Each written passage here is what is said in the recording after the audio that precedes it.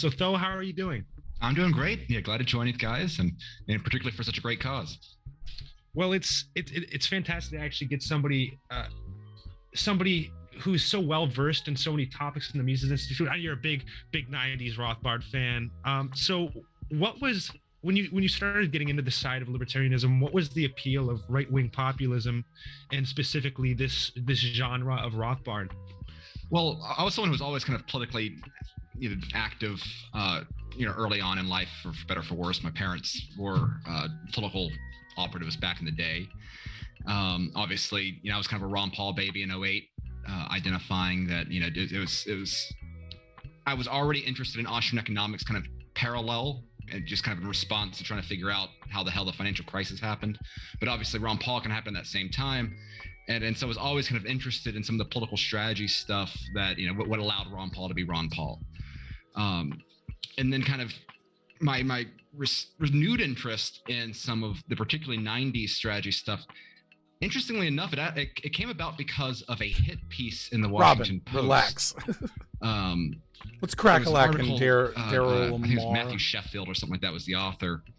And the headline was something like, where does Trump get his racist rhetoric from the Libertarians?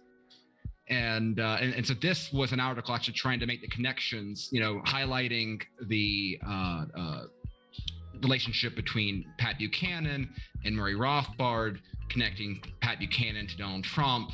And so the larger, sort of message there was kind of absurd. But there was an element of truth there that I thought was clever on his part. Like my favorite hit pieces are those that have a little bit of work to it. There's a great book by Clint Slobodian. Well, it's a terrible book, but it's an interesting book by Clint Slobodian called The Globalist that kind of goes down this rabbit hole as well, trying to make Mises and Hayek as some of the architects of neoliberalism, which. There's some interesting nuggets in there that have truth to it. It's just distorted in a way that takes it away from reality. And this article is very similar.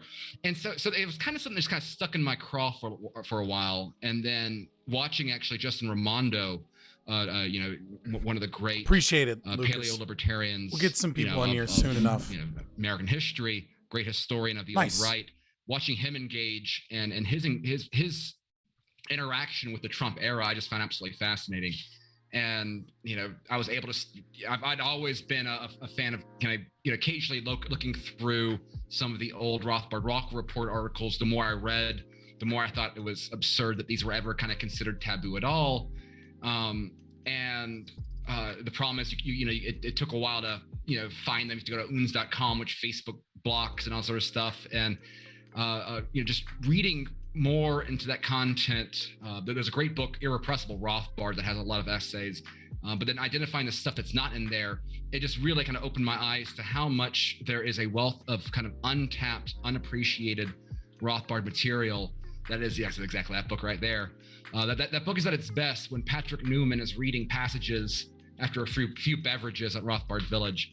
So it's been a lot of fun this past year, kind of highlighting just some of the overlooked Rothbard material, because that's one of the great things about Rothbard is that he's one of those rare intellects that he has been gone for far too long, but he is still producing at a rate better than many scholars are at the peak of their career.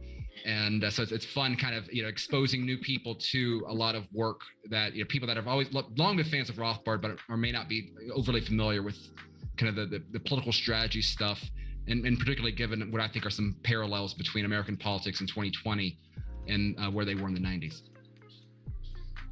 And as someone who is a liberty lover, obviously, and a reader of Mises and Rothbard, did you always see different things like this in the Republican Party as means to achieve the end goal, to achieve true libertarianism? Well, I'd kind of gotten burnt out about the Republican Party generally after Ron's campaign. I served in DC after kind of the Tea Party revolution. Started working there February 2011, which was a great experience. I got to work with Ron Paul's office and with Dr. Paul, and that was a lot of fun behind the scenes. But obviously, there was a lot of people elected, kind of in that Tea Party, vaguely right-wing populist sort of message, and then they were all co-opted. And then, I was excited about. It's funny because for a while I was very frustrated with Rand Paul, And then my interest in Rand Paul was resurged from another hit piece against him in the New Yorker. There's something about the legacy. It was published right after a event that the Mises Institute did in Houston in 2015 February, right before I joined, actually, about secession.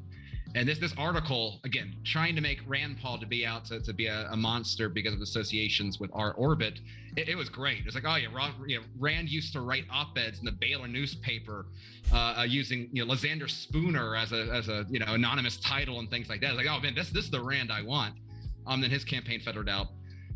It's I kind of, if you'd have told me 2016 that I would have been like, especially early 2016, that would have been like a celebrating Trump's impact on American politics come 2021, I'd think you were crazy. That's just kind of like a parallel universe.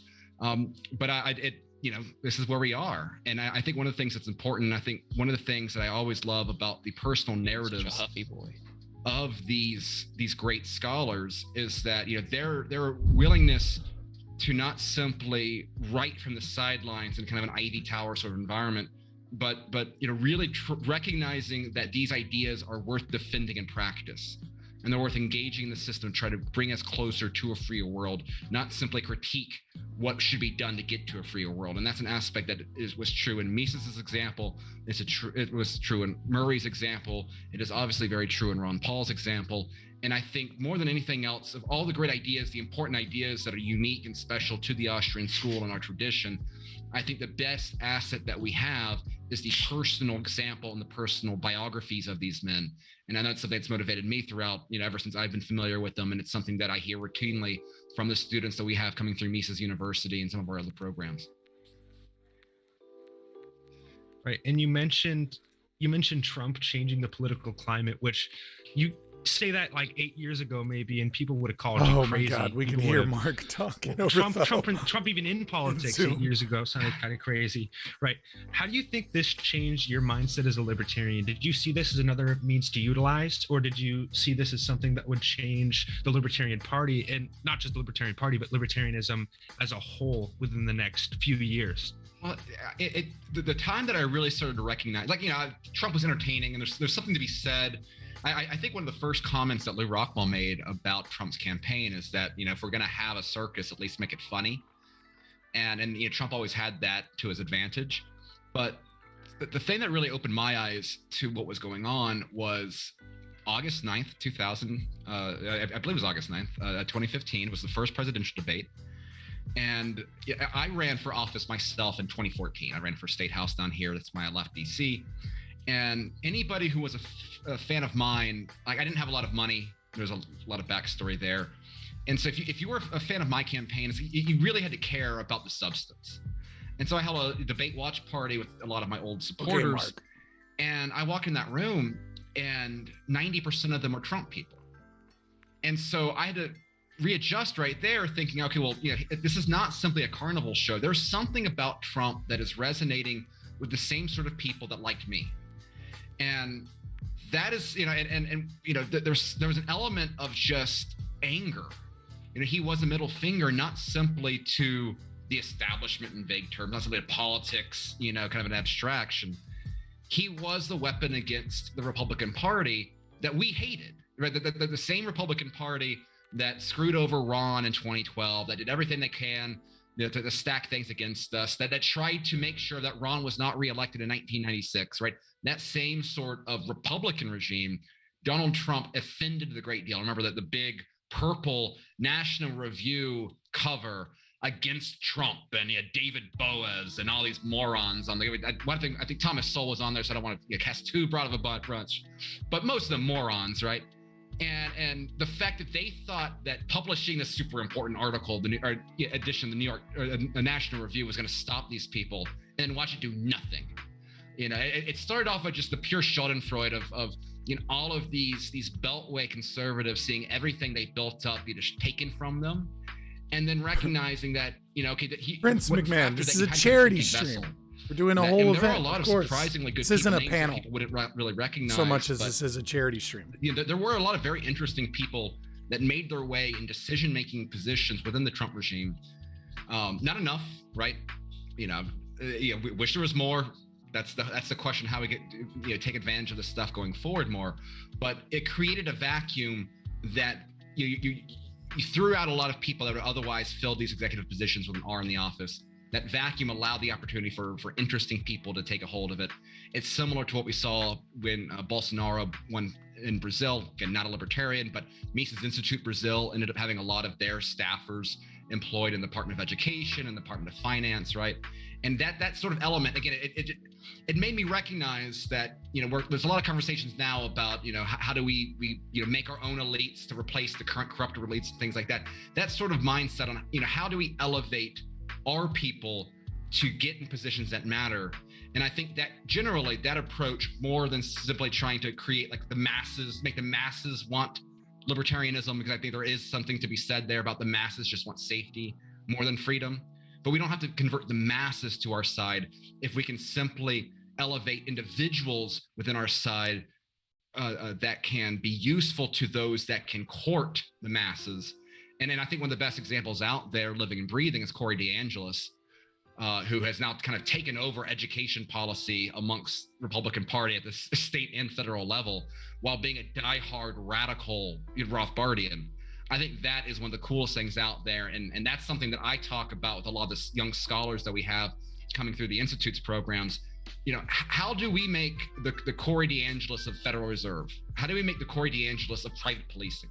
How do we make the Corey DeAngelis that can solve, that can present our ideas, our solutions? Because that's what we don't simply critique power. We provide solutions of what the world can look like without that monopoly of violence. That, I think, is what's exciting. And I think that's the example that we can build off of. Yeah. If I could ask a question, though, one of the things that I notice that you seem to be hinting on is this spark of anti-establishment anger, right? You saw this after the 99%, and at least someone my age, and I think your age as well, maybe some of the younger kids here don't really remember that anti-Wall Street sentiment that got co-opted by the left and kind of kicked out the libertarians. But one of the things that I struggle with, at least in my space, is I find that anger, and then there's this massive amount of like anarcho-capitalist or deep cut libertarian minarchist philosophy, and like piercing that veil of so much, right? So that the general public wants these ideas, because really it's a philosophical. How do you feel like we can better bridge that gap? I try and push them to be like, check out Anatomy of the State, maybe check out Malice's Anarchist Handbook or something, but it seems like it's such an undertaking for the individual to kind of depropagandize their mind. How do we because like, sure, we can get individuals with influence and power to kind of bring more libertarian ideas, but how do we convert the traditional conservative? How do we work in that? Is it just individual praxis, or I'm just curious of your opinion as someone at the Mises Institute? Yeah, I think, unfortunately, I don't think there's one silver bullet where like, oh yeah, you touch just one book and it's going to change your life. There's some books that can do that for certain people, and that's great. I think Anatomy of the State, when you got Jack Dorsey tweeting out Anatomy of the State, that's a great thing, right? I think that one of the lessons of Anatomy of the State that I think it's so obvious to us if we're already kind of coming from it from a libertarian ANCAP perspective, but that I think we can kind of take it for granted, is that the main message of that book is it's about judges. Well, it's that the state depends upon the perception of legitimacy, right? And this goes to Mises's points about how governments are always popular. This is why he had a soft spot for democracy. He viewed democracy as the easiest way of overturning unpopular governments, et cetera, et cetera. And so I think what this COVID moment in particular is doing is making so vivid the illegitimacy of government, not simply illegitimate from the questioning of electoral outcomes that we saw as well from the 2020 election, which I think was one of the biggest that moment is huge, right? You had 70% of Trump voters believing, knowing in their hearts, and no one can persuade them otherwise, that the president was not duly elected. That is big for undermining that legitimacy. The COVID regime, where the degree to which people are recognizing, and I think the COVID stuff is better because obviously it takes it outside of that politicized mode, right? recognizing that the public health authorities are not interested in public health, the degree to which they have made being normal an act of rebellion. I think that is the hubris of what is going on right now, is that I think the regime has overplayed its hand in the degree to which that they have really relied upon fear, terror. I actually do that. I go to Second Amendment rallies and hand it out to the police. I've done it twice. Way and our so many people's day-to-day life routine. I think that experience does so much more to delegitimize the state than trying to, and then airdropping anatomy of the state on like Detroit, right? Now that's not going to get everyone, and there's going to be a lot of people that take the wrong lessons, right? They're going to think, okay, well, they were wrong in here, but we still need the state obviously for this, and this. I get it, but I think one of the things that highlights though is that we're in this very technocratic empire right now, right? The people with the most power, those that are never on the ballot. The Fed is screwing up things. There's just a complete collapse in confidence in that expert class, and I think that against when you combine that with the ability to get information outside of the cathedral, right? This is why they're and of course, the more that this becomes so self-evident, the more they have to censor on all these platforms. I think that you really have a moment right now where in conservatives that grew up with a civics 101 appreciation for what the government's supposed to be, right? Who genuinely still believe that we have a constitution that protects them. By the day, I think your average Republican is losing sight of that. I think your average independent, let's call it that Joe Rogan sort of demographic. I think they were already thinking kind of in a different perspective. That's why you can be an independent in a two-party system. But I think they're kind of waking up to the realities of the authoritarian regime that we have right now, recognizing that old right, the revolution we've already had a revolution in the form. It's not a revolution we're trying to stop from happening, but a revolution's already occurred, right? And I think all these different dynamics, it's ultimately the only way that we are going to get this country closer to where we needed to be was some sort of great awakening. And I think we're in that period right now. The question then, of course, is what comes next. And that's where I think why us as Rothbardians, as ANCAPs, as libertarians, Austro libertarians, whatever you want to label yourself as, I think what the charge on us is not necessarily trying to take this moment of unease and indoctrinate everyone into our way of thinking per se, trying to make them all wave the yellow and black flag.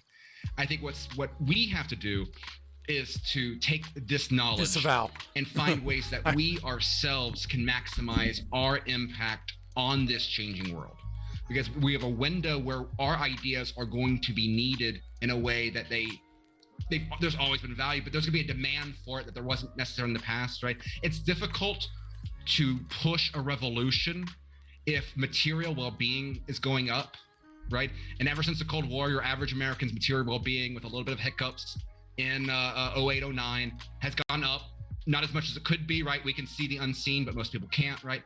But when that changes, when that material well-being is no longer going up and staying stagnant or going down, that creates that window. And I think one of the things that I try to push is, we need to be studying the histories of revolution. Mm-hmm. And because, revolutions come not from some sort of great ideological push, but it starts with complete disillusionment of the standing regime. And then that ends up creating a void where, some sort of ideology is going to replace that. And so what we need to be doing is trying to position ourselves, trying to take advantage of our skill sets to do whatever we can, whether that is in a policy perspective, whether that's just simply being, an influential person in your community, whether it's just buying a bunch of Bitcoin and sitting on it, right?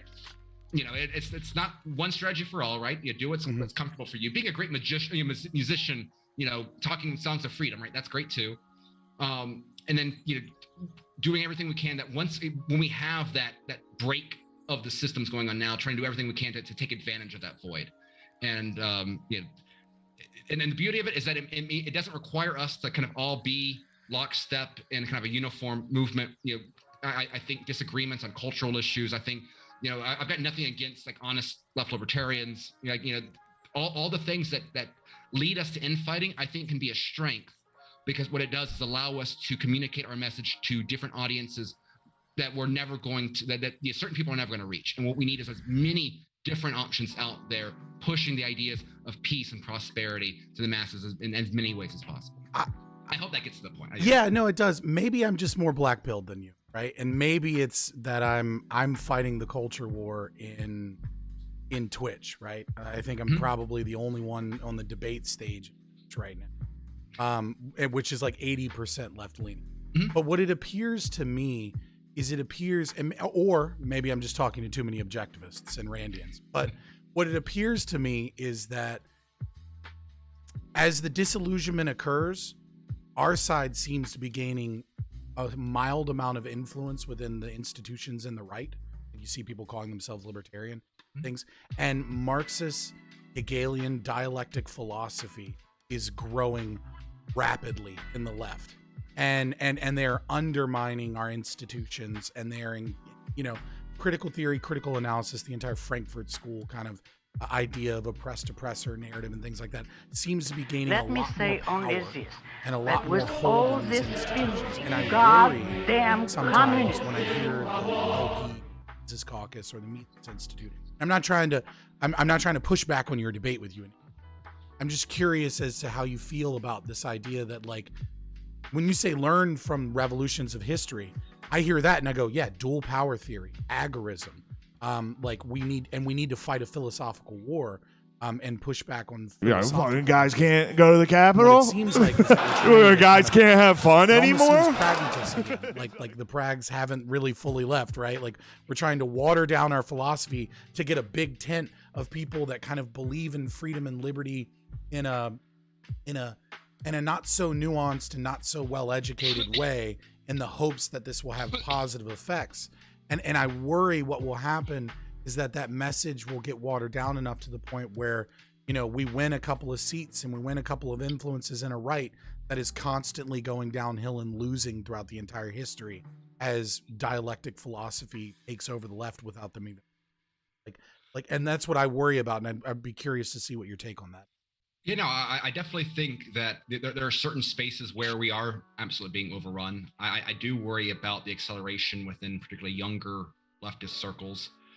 I think that there is a degree of that where that same sort of energy is actually undermining the political side of the left in ways that will play out over time. But the problem, it doesn't matter, is if Zoomers, for example, end up being a diehard Marxist generation, right? Like, there's consequences to that ideology being the majority of that generation.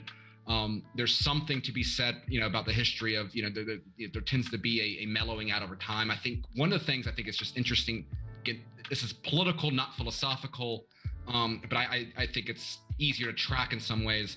If you look at sort of like the political shift of like your 08, 18 to 20-year-old like Obama voter, in 08, like over time, like a lot of them end up becoming Trump voters by 2016. So I'm hoping that there will be a mellowing out there. Obviously, there are a lot of people in the Twitch and other streaming services that are much older than like as high school student doesn't know any better, right? And that's kind of concerning in its own areas. I think the core of it, though, is that I think one of the issues that always existed with the pragmatists of the libertarian variety is that if you're a pragmatist, you want to be in the LP. I understand the argument that the LP should be like a pure bastion of libertarianism. I think that's the importance of having pure libertarian institutions, right? I think that's why the Mises Institute is so important, because we remain kind of an unfiltered fountain of the hardcore stuff, and that's why and again, it's easy to kind of poke at Reason and Cato and the Beltway crowd from time to time, and it's fun to do so. But I have a tremendous amount of respect for like libertarianism.org. And the way that they've kind of cultivated material there's a lot of Cato people who I can't stand that I think provide good value to people that aren't me. And I think that, so we should never lose sight of that. We should never sacrifice the philosophical content in trying to win an election or things like that. And I think that's one of the things that I'm trying to cultivate, is highlighting, I think it's important to have a class of political operatives, political strategists, let's say kind of the Yale crowd, that take this philosophy just as important. And that's why that's where I try to bridge those gaps. And I think that's why it's so important to elevate the traditions of Rothbard and others, because here we're not trying to dismiss the hardcore philosophical stuff because it's too brainy to talk to your average person about. It's like that is true. Mm-hmm. But that's why you as the individual need to be inputting the philosophy and then outputting, figuring out ways to output it in a way that can be practical to the person that's never going to reach human action. Yeah, so that requires us to be that firm. But we've been engaging in a theory, and this might be off topic, so I'll keep it short. We've been engaging in a theory where as people lose their religion, right? Pew Research just said 29% of Americans identify as non-religious or atheist. That was in many ways a shield against a lot of this Marxist philosophy. And so what we've been doing is we've been taking conservatives that come to us, because we get libertarians as ANCAP debate bros, but we get a lot of conservatives as well. And we've been engaging in, well, what if we interject Stoicism here? Because I think Stoicism is a nice, easy to understand middle ground that at least has an individualist philosophy, even if it is altruistic, even if it isn't necessarily deeply concerned with private property rights and things of that nature. That is political philosophy. I think the philosophy is probably more important than the politics sometimes, but we can disagree on that, and that's fine. So what do you think about that? About using something that is less of a massively nerdy, you must read Aristotle and you must, engage in Enlightenment, philosophy and things like that, and just being like, hey, read this because this is a good way to live. I agree. I think this got to be my last comment, so I'm going to have to go to a Christmas party. That's why I'm so festive. I think you're absolutely right. And I think this has been one of the weaknesses of libertarianism, and let's even call it classical liberalism, the best way always is that belief that reason is enough. And that we can, and if we're purely rational actors, we have no need for religion because religion is just superstition, whatever. The problem is that what we've seen is that religion just gets replaced, right? You don't get away with it. You don't do away with it in a society. Mm-hmm. And I think that's one of the things that's interesting is that Rothbard himself was not a Christian. He obviously his strong dedication to a national rights philosophy often led to him being allied with religious libertarians. Mises was very hostile to Christianity with his experiences in Germany, but when he came to the U.S., his experiences with American Protestants, Presbyterians in particular, kind of, but you read Theory and History, his opinions on religion are very different than they were in socialism, and I think that's an aspect where, I know I still don't have a church, but I've found myself gravitating a lot more to religion personally. I know there's kind of different kicks out there, and I think one of the areas where we have a huge opportunity in reaching out to, just call it the right, or in other things, with the inflation issue being what it is, I think highlighting the cultural consequences of economics is something that is often overlooked. And I think that there is something to be said about, just the way of time preference and thinking ahead, that there is sort of a Jordan Peterson style, best life practices aspect as well. That I think that is a way of making a lot of the philosophy immediately practical and to our daily lives. Henry Hazlitt actually has a wonderful book. One of the great autodidacts in American history. Has no college degree, works himself up to being one of the most published, in great economic writers of his time. He has a great book on, life lessons and things like that. I off the top of my head, I can't recall the title. But I think there is something to be said about using this as another way of making arguments that are not purely economic, not purely political science. They're just make it easier for you to navigate life in all of its complexities. And I think obviously religion has long played that role in society. That is an important role that we shouldn't ignore. And I think this goes into why, if you read the introduction to paleo-libertarianism stuff from Rothbard and Rockwell, one of the things they emphasize is that we needed better libertarians that could uphold the ideas of libertarianism, because after all, the goal of all of this is not a lack of governance, it is a lack of government, and that requires self-governing individuals, and that requires a certain culture of discipline necessary to kind of keep in our inner evils. And so that being said, though, I would love to join you guys more in the future. It's been great being with you. Jeff, again, thank you again for all the work that you're doing. I hope this is very successful on your end. Liam, thank you for the invitation. And of course, hope you all have a Merry Christmas, Happy Holidays, and a good New Year. You just watched a clip from our Twitch channel, Fabian Liberty. If you like content like this, please like and subscribe here on YouTube, or go ahead and give us a follow on twitch.tv/Fabian Liberty.